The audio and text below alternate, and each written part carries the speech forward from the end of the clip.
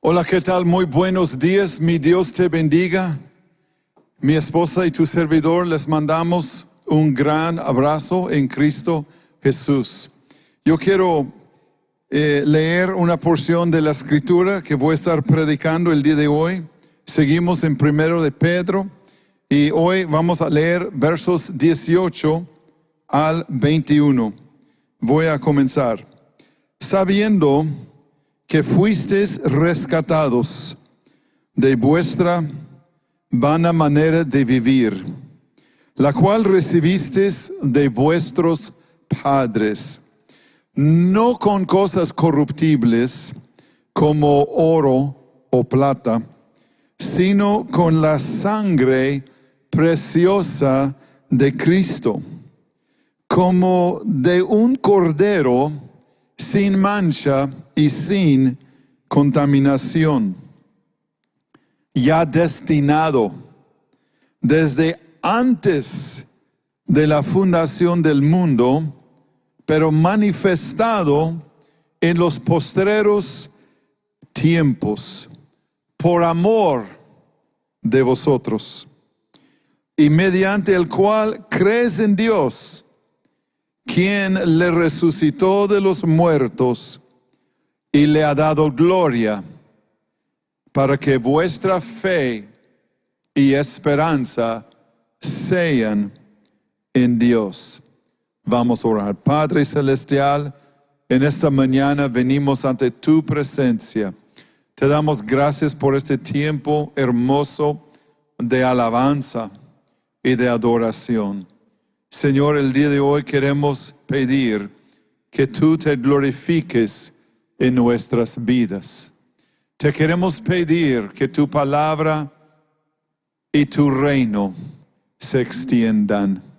Y te queremos pedir una vez más que ministres a nuestros corazones a través de tu palabra y a través de tu Espíritu Santo. Muéstranos una vez más cuánto nos amas. A ti sea la gloria y la honra y la alabanza por siempre. Amén y amén. Hace 10 años, en San José, Chile, unos 33 mineros fueron atrapados en una mina. La tierra se colapsó, bloqueando la entrada. Y esto fue el 5 de agosto del año 2010. Yo pensaba esta semana sin acordar bien de la fecha, pero esta semana, el miércoles, va a cumplir 10 años que esto pasó. Los mineros pasaron 69 días en un túnel, en una mina, hasta que fueron rescatados. De la entrada o la boca de la mina hasta donde ellos estaban adentro eran 5 kilómetros. Y de la superficie de la tierra hasta la profundidad donde ellos estaban fue 700 metros. Fueron aislados de sus familias y amigos. Hasta el día 17 lograron abrir un pequeño túnel y pudieron tomar fotos y comunicarse con los atrapados. Fue necesario hacer un plan de rescate, en donde un equipo de ingenieros estudiaron la situación, la distancia hacia los hombres atrapados, la calidad de la tierra y la piedra que estaba en la zona, y finalmente optaron por hacer un cilindro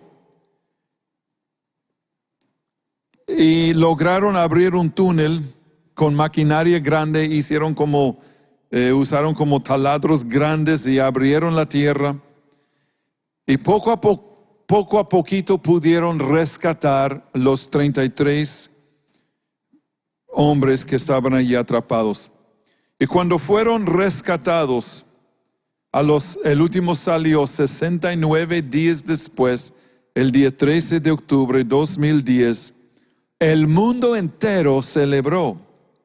Los presidentes y reyes de cada país dieron discursos a sus naciones del regocijo, de la victoria, de la satisfacción, el gozo y agradecimiento por aquellos hombres que eran esposos, papás, hermanos y también hijos, porque ellos habían sido rescatados. ¿Te imaginas? Saben, el costo de este proyecto, de este rescate, fue $20 millones. Aproximadamente el gobierno de Chile puso 1/3, la compañía minera otra parte, 1/3, y donadores privados que su corazón se conmovió también dieron de sus finanzas para poder rescatar estos mineros. Así que veo en esto que había un problema, había un plan y había un precio. ¿Te imaginas el gozo cuando salieron? Ahí voy a poner unas fotos. Un hombre cuando salió se pone de rodillas y lloró, dándole gracias a Dios por haberlo rescatado sano y salvo. Otro hombre salió y se encontró con su esposa y se quebró en llanto dándole un abrazo a su esposa. Otro hombre dio un abrazo de agradecimiento a uno de los ingenieros que había sido parte vital en su rescate. Las familias estaban esperando porque el cilindro bajaba los 700 metros y salía con un solo hombre a la vez, y eran varias horas que bajaba y salía y bajaba y salía, y las familias estaban allí orando y cantando alabanzas. ¿Te imaginas el gozo cuando aquellos hombres llegaron a su casa, cuando durmieron en sus camas, cuando comieron con sus familias en sus mesas? Gloria a Dios. Yo pude hablar de muchos ejemplos, tanto en la Biblia como en la vida real, de personas que han sido rescatados. Y la palabra rescatar o rescate es una palabra hermosa. Es una palabra muy hermosa. Los sinónimos de la palabra son librar, liberar, libertar, redimir, recobrar, recuperar, auxiliar y socorrer, entre otros. Y Pedro utiliza en el verso 18, él utiliza esta palabra: fuimos rescatados. Me gustaría que ahí en tu casa, donde estás sentado viendo esta transmisión, que tú puedas decir conmigo: yo fui rescatado por la sangre de Cristo. Fuimos rescatados. ¿Pero de qué? Aquellos mineros fueron rescatados pues de la mina, de la muerte, porque hubieran sufrido la muerte si no hubieran sido rescatados. Pero tú y yo fuimos rescatados de algo mucho más grande. Y Pedro dice aquí en el verso 18, fuimos rescatados de nuestra vana manera de vivir. Fuimos rescatados del pecado y fuimos rescatados del castigo eterno. Vivir sin Cristo no es vida, es una vana manera de vivir donde el hombre nunca encuentra gozo, paz y satisfacción, nunca encuentra santidad, nunca encuentra salvación ni justificación. Y Pedro dice, sabiendo que fuimos rescatados de nuestra vana manera de vivir. Cuando alguien dice yo fui rescatado, inmediatamente pensamos cuál era el problema. Para utilizar esa palabra se presupone, se entiende que antes de ser rescatado, la persona estaba en un accidente, en una enfermedad, ahogándose en el mar, en un edificio que estaba en llamas o como esos mineros atrapados. ¿Saben? El problema del hombre es el pecado. Y el problema que Pedro quiere enfatizarnos es que fuimos rescatados de nuestra vana manera de vivir. El primer punto que quiero enfatizar es el problema del hombre. El problema. ¿Cuál es el problema? Y es un problemón. Es un problema enorme. Es un problema que nos agobia hasta la fecha, la humanidad. Y es el pecado. En Romanos 5, verso 12, el apóstol Pablo escribiendo dice, cuando Adán pecó, el pecado entró en el mundo.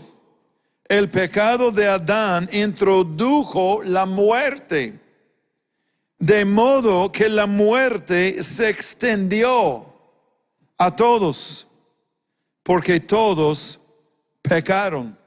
Eso es el problema del hombre, el pecado.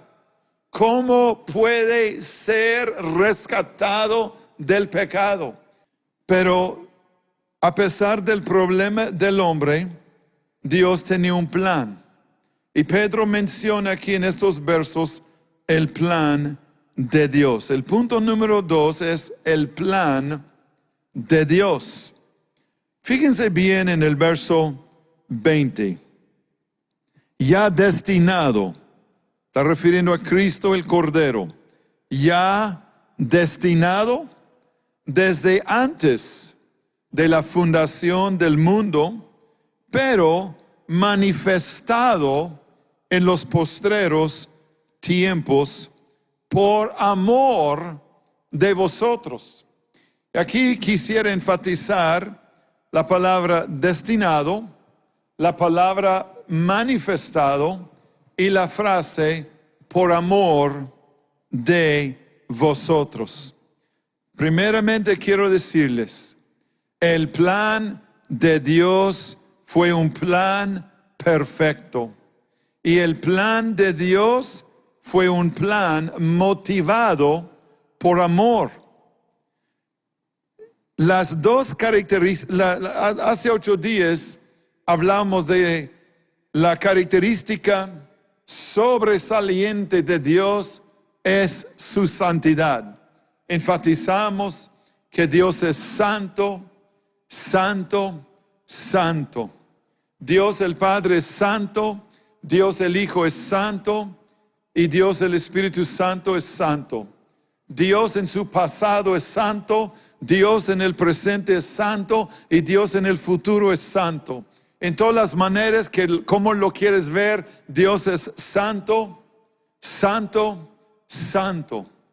Y si yo tuviera que escoger, amigos, queridos amigos, una segunda característica sobresaliente de Dios sería su amor. Su amor. En 1 de Juan 4:8, la Biblia nos dice, el que no ama no ha conocido a Dios. ¿Por qué? Porque Dios es amor. También en el verso 16, y nosotros hemos conocido y creído el amor que Dios tiene para con nosotros. Dios es amor. Y el que permanece en amor, permanece en Dios y Dios en él. Quiero decirte que el amor de Dios es diferente que el amor humano. El amor de los seres humanos, de hecho Cristo lo dice en los evangelios, Él dice, amen a sus enemigos, porque hasta los que tratan bien unos a otros, ellos se aman a sí mismos. Pero un verdadero hijo de Dios es aquel que ama a todos. Y el amor de Dios es diferente que el amor humano. El amor de Dios es eterno. El amor de Dios es completo, es constante, no cambia, no se enfría. La Biblia dice en los últimos tiempos el amor de muchos se va a enfriar, pero el amor de Dios jamás se enfría. Es eterno, es constante, es completo, es divino. ¿Saben? El amor entre los seres humanos muchas veces, no debe ser así, pero muchas veces está basada en la vista. Ay, un hombre dice, yo amo a esta mujer porque está hermosa. Una persona, ay, yo amo mi iPhone nuevo. Ay, yo amo mi Huawei, no son comerciales. Yo amo mi carro, yo amo mi casa. ¿Por qué? Porque lo ven bonito. Vivimos en medio de una cultura donde se pone una gran énfasis en la vista. Hay muchas cosas que son atractivos para los ojos. Y cuando el hombre o la mujer ve algo atractivo, puede ser dinero, puede ser una posición, puede ser un bien material, dice, ay, yo amo esta cosa. Pero el amor de Dios no está así. Espero que tú puedas entender a dónde estoy yendo. Dios nos vio como vil pecadores, miserables, contaminados, sucios, rebeldes. Y Dios, en su santidad, dice, yo los amo. Y antes de la fundación, Él hizo un plan para salvarnos. Fíjate que se hizo una encuesta. Y en esta encuesta se hizo dos preguntas a las personas. Número uno, se le preguntó tanto a hombres como a mujeres. ¿Te consideras guapo o bien parecido? Y la segunda, si pudieras cambiar algo de cómo tú te ves en lo físico, ¿lo harías? Y bueno, los resultados, ¿listos? El 28% de los hombres dijeron, yo me considero bien parecido. Yo estoy bien.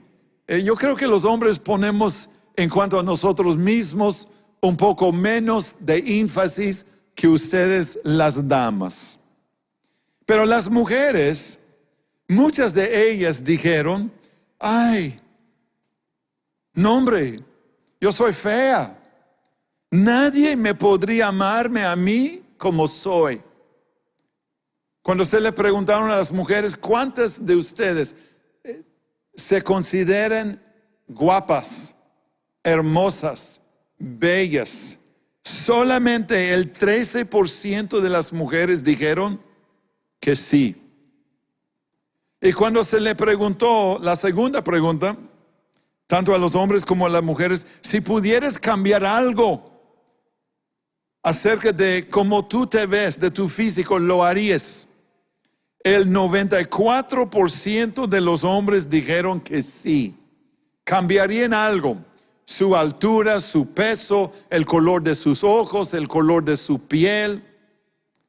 Pero en cuanto a las mujeres, el 99% de las mujeres dijeron que sí. Si pudiera cambiar mi aspecto físico, cómo yo me veo ante los demás, lo haría.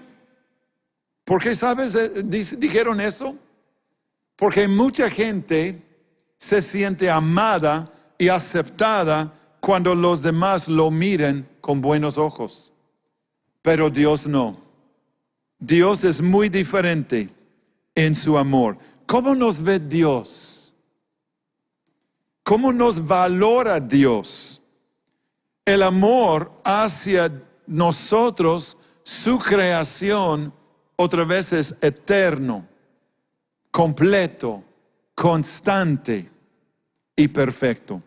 Somos hechos a su imagen y semejanza. Y yo me atrevo a decir que somos preciosos. El alma es preciosa. Dios ama las almas. Aunque yo me considero un vil pecador, miserable, necesitado de Dios, yo sé que Dios nos ve con amor. En los tiempos de Cristo, cuando Él miraba las multitudes, dice que Él sentía amor por ellos, sentía compasión de ellos, porque Él los miraba como ovejas sin pastor. Entonces Dios hizo un plan, motivado por amor, motivado en su amor. Él hizo un plan. ¿Y cuándo hizo este plan? Él lo hizo antes de la fundación del mundo. El verso 20 dice destinado. Cristo ya destinado antes de la fundación del mundo. Mira, lo confirma Apocalipsis 13, verso 8. Habla del cordero que fue inmolado desde el principio del mundo. Te quiero decir algo. Dios te amó antes que tú existieras. Antes que tú nacieras, Dios te amó. Porque de tal manera Dios amó al mundo que dio su Hijo unigénito,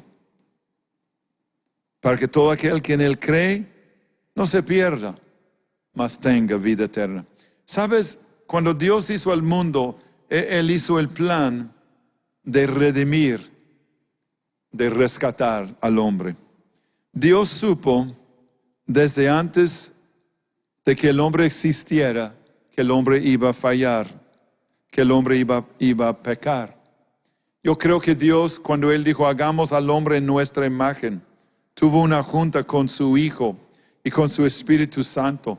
Y Dios estaba platicando de su plan a futuro de hacer un hombre y poner en él libre albedrío para que él pudiera amar o odiar, para que pudiera escoger lo bueno o lo malo, para que él pudiera obedecer o rebelarse.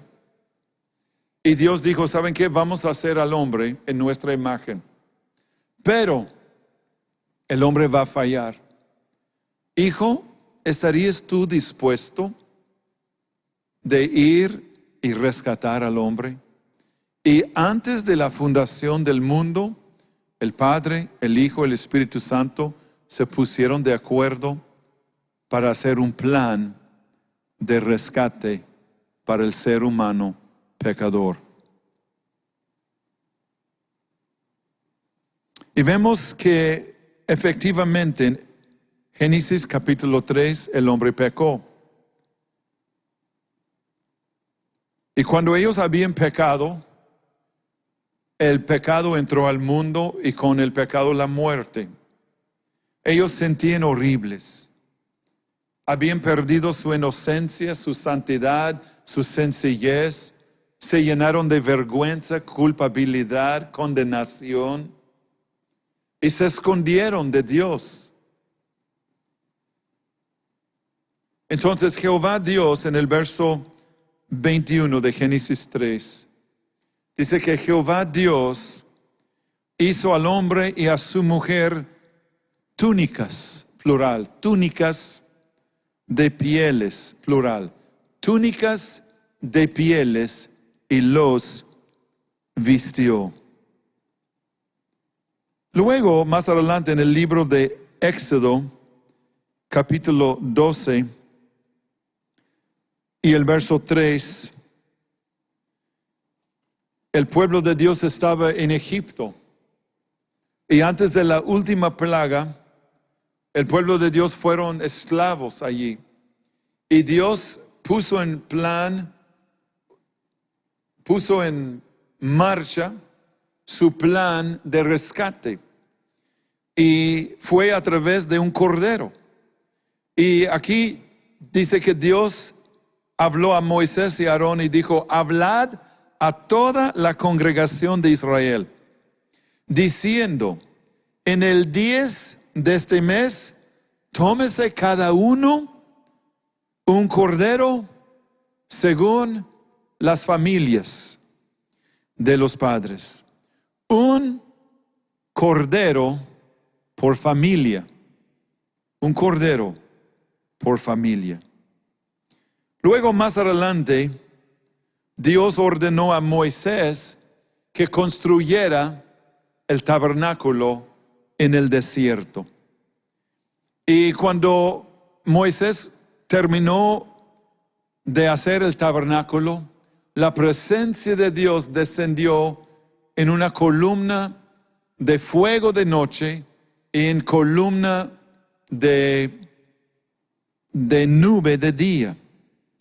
Pero ¿qué sucedía una vez al año en el tabernáculo?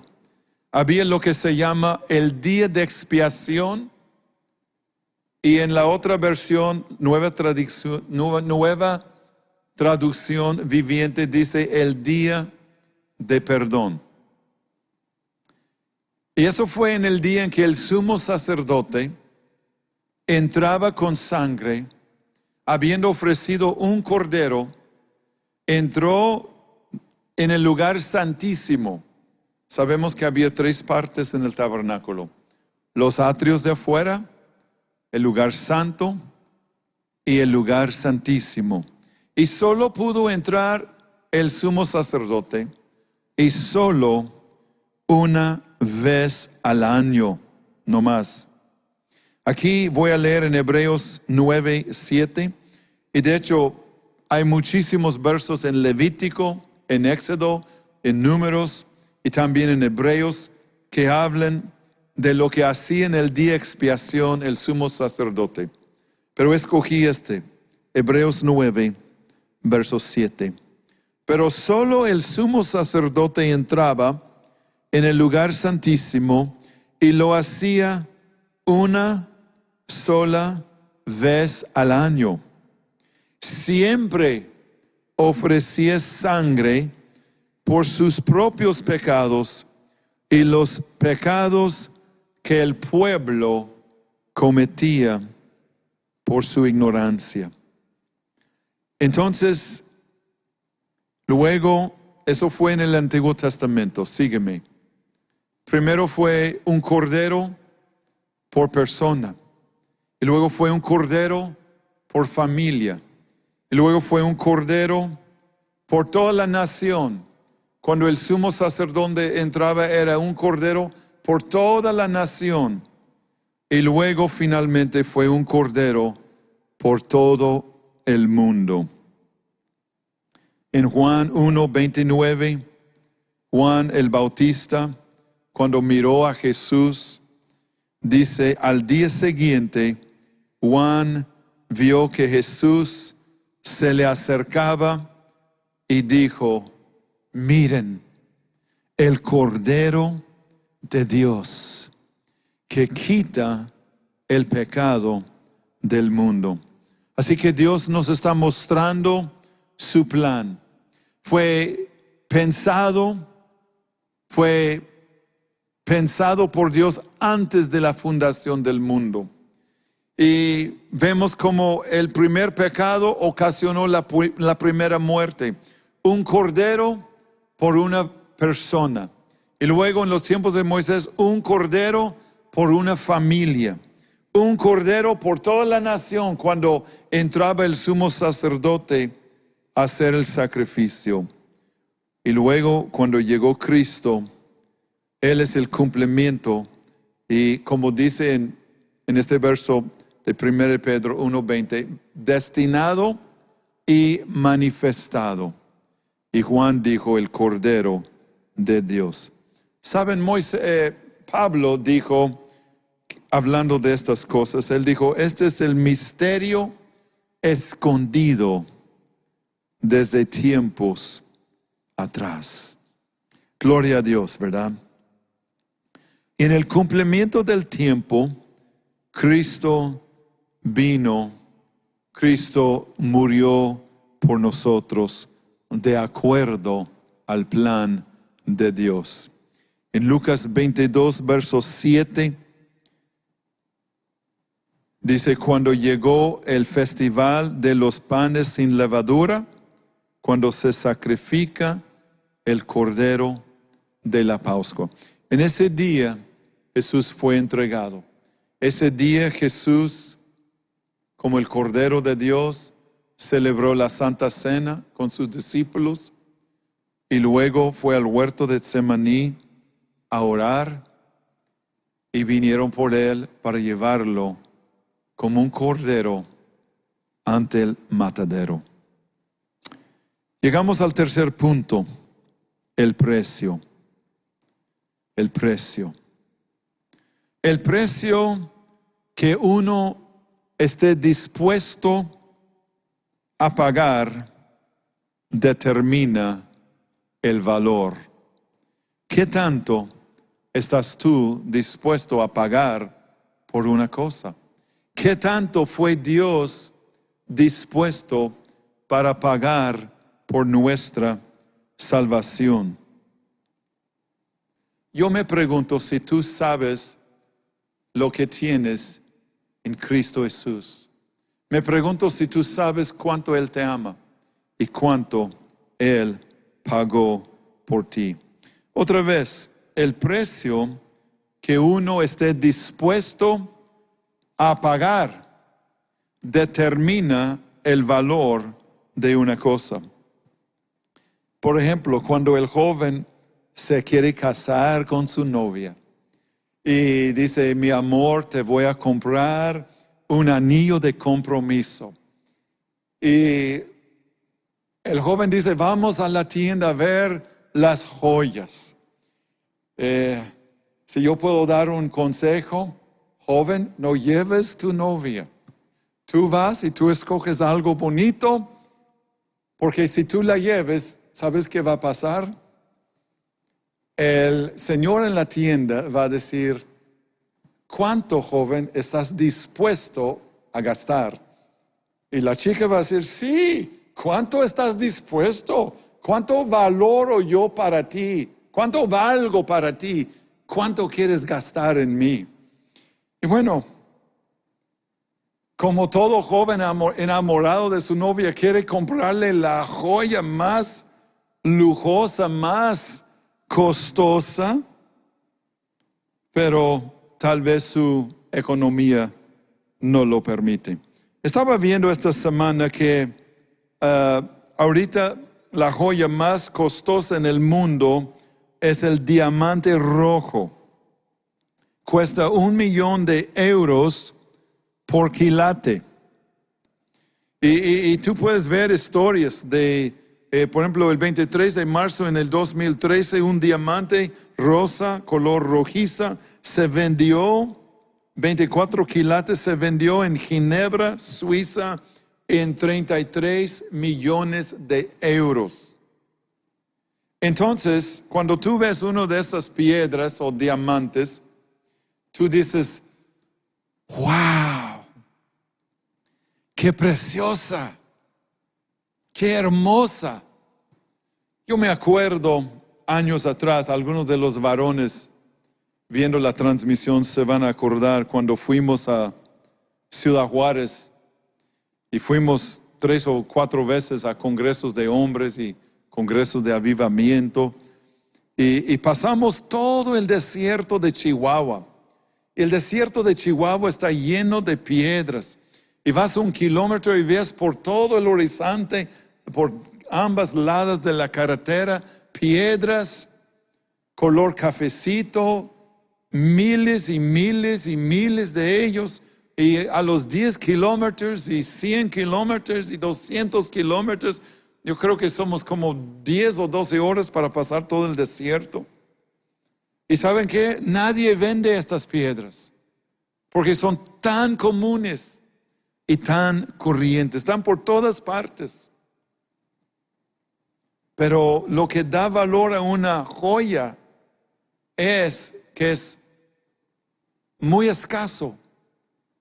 Y cuando Pedro habla del precio, amados míos, queridos amigos, cuando Pedro, aquí en el verso 19, 18 y 19, dice, sabiendo que fuisteis rescatados de vuestra vana manera de vivir, no con plata, no con oro, no con dinero, ni nada que el oro o plata o dinero puede comprar, sino con la sangre preciosa. Ahora, Pedro podía haber dicho, sino con la sangre de Cristo. Pero Pedro pone esa palabra preciosa, con la sangre preciosa de Cristo. La sangre preciosa. ¿Por qué la sangre de Cristo es preciosa? ¿Saben cuando una persona está enferma y pide donadores de sangre y alguien va, antes que tú puedas donar tu sangre, tiene que hacer análisis de tu sangre? Yo me acuerdo que fui a donar una vez y me dijeron, joven, vamos a analizar a ver si su sangre sirve. Y ya tomen la sangre, me dijeron, sí, usted tiene muy buena sangre, y pude yo donar. Pero la sangre de Cristo es preciosa. ¿Por qué es preciosa? Porque es única. Porque su sangre es sangre inocente. Es sangre divina. Es sangre que no tiene pecado. ¿Cuántos saben lo que es Cristo? Lo que es el Cordero de Dios. Él es una joya, sin mancha, sin contaminación, sin defecto. ¿Saben que los joyeros, también aprendí esta semana? Los joyeros, sobre todo los expertos, dicen, todos los diamantes tienen defectos, pero son tan pequeñitos que el hombre no los logra ver, ni siquiera con una lupa. Entonces, el hecho de que no tienen defectos o no se ven, y el hecho de que son muy escasos, los hace carísimos. Igual con Cristo. Cristo, Pilato no encontró en él defecto. Pilato dijo, yo no encuentro delito en él. Cristo es único. No hay otro como él. Fíjate algunas características de Cristo. Nacido de una virgen. Nadie más en la historia lo puede decir. Pero Cristo fue nacido de una virgen. ¿Qué más? Cristo fue resucitado después de haber muerto. Y no volvió a morir. Hay otros que murieron y resucitaron, pero vuelven a morir, como Lázaro y como otros en la Biblia. Pero Cristo no. Y también otra cosa es que Cristo vivió una vida sin pecado. Cristo es precioso, preciosísimo. Pedro vuelve a usar esta misma palabra en 1 Pedro, capítulo 2, verso 6, donde él dice, por lo cual también contiene la escritura. He aquí pongo en Sión la piedra o la principal piedra del ángulo, escogida y preciosa. ¿Te acuerdas de un hombre que tiene, el precio no importa? Y él dice, muéstrame el diamante, la gema, la joya más costosa, más hermosa, más rara, menos común, que más se escasa, que más se desea. Y yo la voy a escoger porque es preciosa. Así debemos ser tú y yo en cuanto a Cristo. Y dice, la escritura contiene, dice el verso 6, pongo en Sión la principal piedra del ángulo, escogida y preciosa. Y el que creyere en él, no será avergonzado. ¿Sabes? La Biblia habla mucho de sangre. En casi todos los libros de la Biblia menciona 374 veces, menciona la palabra sangre en la Biblia. Dice que la vida está en la sangre. En Hebreos 9:22 dice, que de hecho, según la ley de Moisés, casi todo se purificaba con sangre, porque sin derramamiento de sangre no hay perdón. Entonces Pedro está explicándonos, había un problema, eran nuestros pecados. Pero Dios desde antes tenía un plan y fue el Cordero de Dios.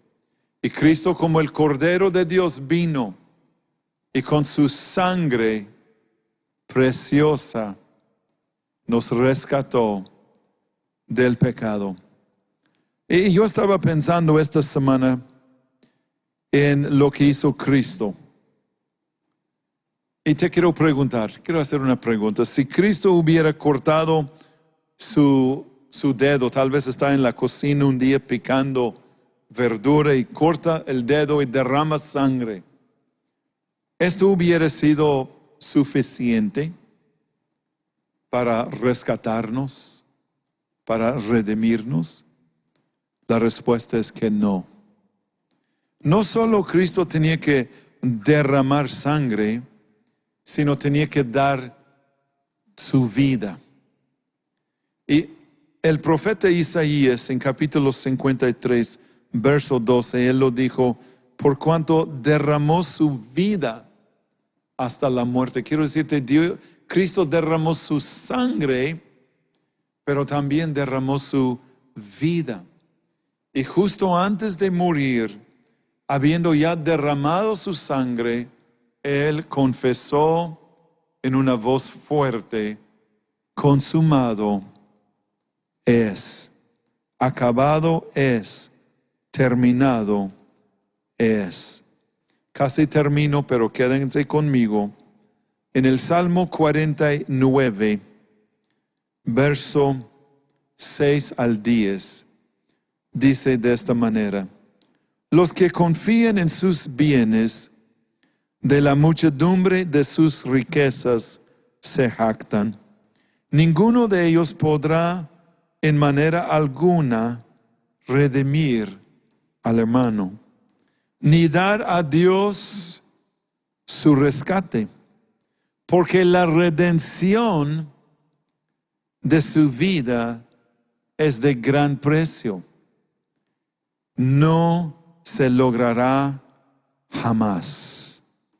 Para que vivan en adelante y para siempre y nunca vea corrupción.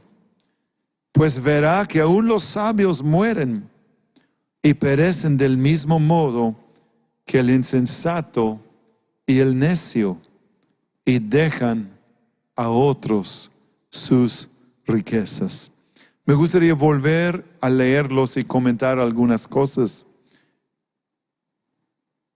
En el verso 6 habla de lo que los bienes no pueden hacer. Dice, los que confíen en sus bienes y de la muchedumbre de sus riquezas se jactan. Tal vez el dinero puede hacer muchas cosas, pero no puede redimir ni pecar, no puede redimir al pecado ni perdonar al pecado. Y el verso 7 lo dice, ninguno de ellos, ninguno de los ricos podrá en manera alguno redimir al hermano, ni dar a Dios su rescate. Nadie puede redimir a otro. Hay un solo Cordero por todo el mundo, es Cristo Jesús. El verso 8 lo dice, porque la redención de su vida, de tu vida, de mi vida, es de gran precio. Y un ser humano, un rico, nadie, dice aquí, no se logrará jamás. El único que fue capaz de dar su sangre, y su sangre que pudo calificar y servir como pago por nuestros pecados, fue Cristo Jesús. En el verso 9 dice, para que viva en adelante y para siempre. Eso se refiere a la vida eterna. Ningún sacrificio humano puede dar vida eterna a otro, pero la vida y la sangre de Cristo sí lo puede hacer. Dios pagó el precio más grande. Vance Havner decía, él fue un evangelista, nació en 1901, murió en 1986. Él era del estado de norte de Carolina. Y él dijo muchas cosas, pero una de las cosas que él es famoso y todo el mundo lo dice hoy en día. Él dijo, la salvación es gratis, pero no es barata. La gracia, dijo también, es gratis, pero no es barata. Tú y yo podemos recibir la salvación por gracia de Dios. Podemos venir gratuitamente, dice la Biblia, pero le costó a Dios todo, le costó a Cristo todo. 1 Corintios 7:23, por precio fuisteis comprados, no os hagáis esclavos de los hombres. Ahora nuevamente la pregunta, ante todo esto, queridos amigos, ¿cómo respondemos? ¿Cómo respondemos? ¿Cuál es nuestra parte? 4 puntos principales en este mensaje. El problema del hombre, el pecado. El plan divino de Dios. El precio que Él pagó por amor a nosotros. Y número 4, nuestra parte. ¿Qué parte tengo yo en esto? Él hizo todo. Pero Pedro nos dice muy claramente en el verso 21, dice, y mediante el cual, mediante este Cristo, mediante este Cordero, mediante el cual crees en Dios, quien le resucitó de los muertos y le ha dado gloria. ¿Para qué? Para que vuestra fe y vuestra esperanza sean en Dios. Dios nos llama a arrepentirnos. Dios nos llama a creer en Él, agradecerle que nos rescató, que en su plan divino fuimos tú y yo. Nuestra parte es creer. Y no es solo creer que Dios existe, sino confiar en Él. Es como decir, yo puedo creer en una paracaídas. Yo creo en las paracaídas. Esa es una cosa que yo puedo decir. Yo Miguel Jones. Yo creo en las paracaídas. Otra cosa es que yo subo en un helicóptero y yo me pongo una paracaídas y yo salto y yo digo, yo creo en las paracaídas. Y yo vengo descendiendo y la paracaídas me va aterrizando pacíficamente. Mi último verso, Oseas capítulo 13, verso 9. Te perdiste, oh Israel, mas en mí está tu ayuda. El corazón de Oseas, quebrantado por el pecado, la idolatría y la condición espiritual de Israel en aquel entonces. Y dice, te perdiste, oh Israel, mas en mí está tu ayuda. Señor, te damos gracias el día de hoy por tu palabra. Gracias porque nos amas. Gracias porque a pesar del problema del hombre, el pecado, tú hiciste un plan perfecto, un plan divino, un plan para salvarnos desde antes de la fundación del mundo, pensando en el Cordero, tu Hijo Cristo, único y precioso que tú lo enviaste. Y Él vino y Él pagó el precio más grande. Tú pagaste un precio tan grande por nosotros que fuimos tan malos, tan llenos de pecado, rebeldes. Pero gracias, Señor, que a través de tu gracia hemos ahora creído en ti. Padre, te pido por la salvación para todas las personas que están viendo esta transmisión, que si no han abierto sus corazones a ti, pueden hoy hacer una pausa en sus vidas y abrir su corazón a ti y recibir el Cordero de Dios y dejar de buscar maneras humanas para alcanzar la salvación y solamente recibir por fe la gracia de Dios y ser salvos en Cristo Jesús. A ti la gloria, Dios, a ti la honra y la alabanza. Allí en tu casa va a venir el hermano Héctor y unos músicos. Vamos a entonar este canto. De tal manera Dios me amó. Dios, te damos gracias por tu amor inagotable. Dios, te damos gracias porque no escatimaste en tu sacrificio.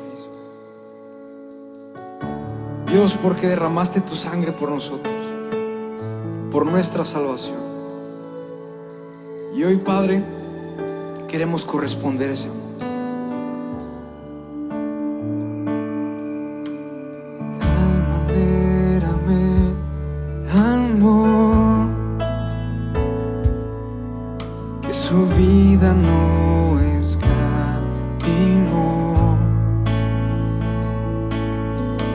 Hasta el final Él se entregó,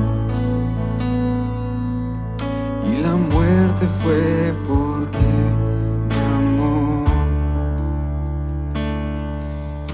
De tal manera me amó, y no hay forma en que podré pagar el precio de su gran amor. Pero toda mi alma quiero dar. Por su amor yo viviré, de su amor yo cantaré, con mi Jesús caminaré, porque Él me amó a mí. Y por su amor yo viviré, de su amor yo cantaré, con mi Jesús caminaré, porque Él murió por mí. Le seguiré.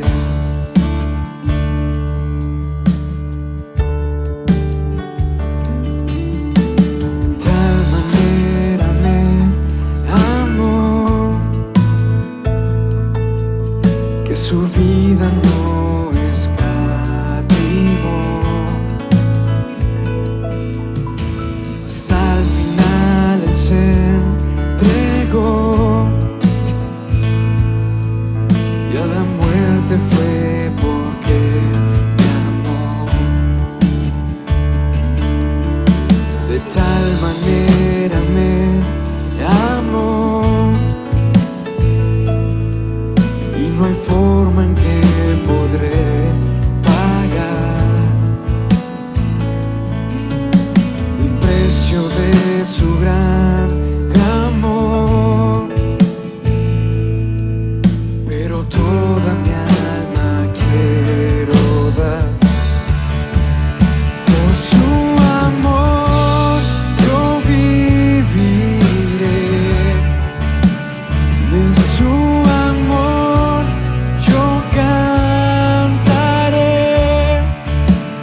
Con mi Jesús caminaré, porque Él me amó a mí. Por su amor yo viviré, de su amor yo cantaré. Con mi Jesús caminaré, porque Él murió por mí. Le seguiré.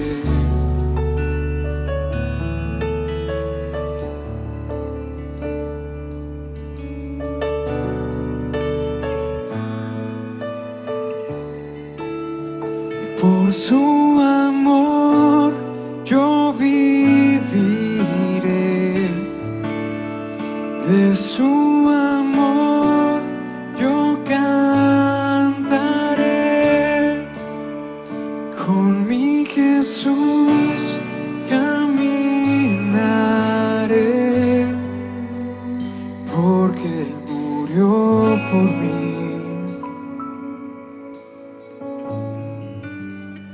Le seguiré.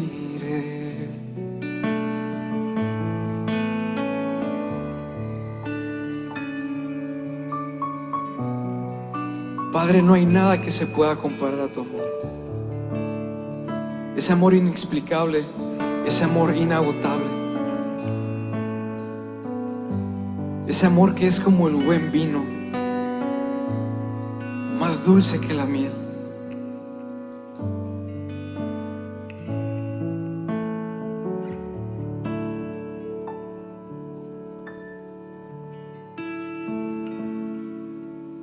Tu amor por mí es más dulce que la miel, y tu misericordia es nueva cada día. Tu amor por mí es más dulce que la miel, y tu misericordia es nueva cada día. Es por eso que te alabo, es por eso que te sirvo, es por eso que te doy todo mi amor. Es por eso que te alabo, es por eso que te sirvo, y es por eso que te doy todo mi amor.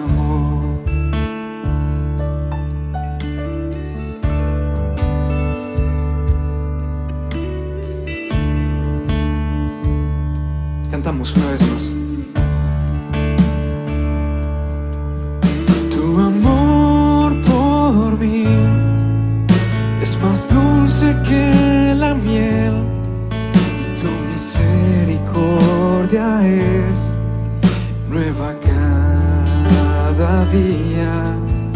Tu amor por mí es más dulce que la miel, y tu misericordia es nueva cada día. Es por eso que te alabo, es por eso que te sirvo, es por eso que te doy todo mi amor. Es por eso que te alabo, es por eso que te sirvo, es por eso que te doy todo mi amor. Y es por eso que te alabo, y es por eso que te sirvo, es por eso que te doy todo mi amor. Es por eso que te alabo, es por eso que te sirvo, es Es por eso que te doy todo mi amor.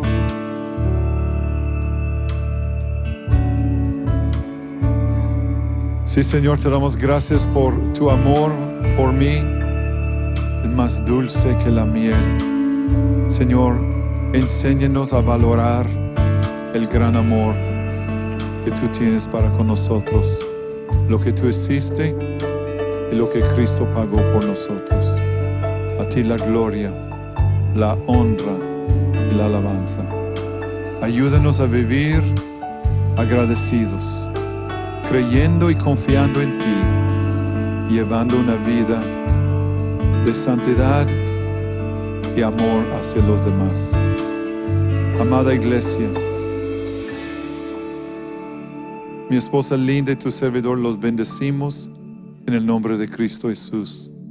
Declaramos una vez más que ustedes son cabeza y no cola, que están arriba solamente y nunca abajo, que son bendecidos en su entrar y en su salir, cuando se levantan en la mañana, cuando se acuestan en la noche, si andan en el trabajo, en el mercado, en la calle o en el campo o en cualquier parte.